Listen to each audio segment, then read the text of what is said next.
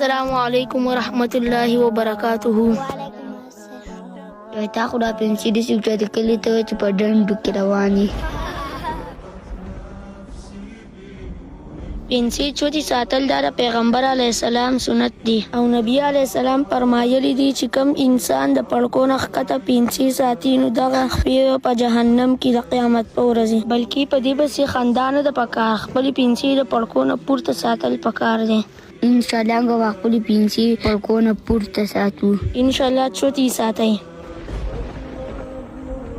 زمون په معاشره کې دا ګناه ډیره زیاته عامه ده، چاته د سره ګناه ښکاري نه. او نبی علیه السلام فرمایلي دي چې کم انسان د پړکو نه ښکته پنسي ساتي نو هغه خپې به په جهنم کې، او کم کسان چې پنسي پورته ساتي نو په هغې پسې نور کسان خاندي او مسخرې پسې کوي. کله ورته وایي چې ته ډنډو له روان یې، کله څه او کله څه، او داسې خندا په حدیث پسې کول دا کفر دی. په قرآن کې الله پاک فرمایي چې کم کسان چې په الله او په رسول پسې خاندي هغه کفر وکړي. پنسي چې هر وخت مو اوچت نیولي، د خوږ نبي مو د سنت نیولي، په دې کې مونږ ته ثوابونه رسي، الله طرف نه پرې اجرونه رسي.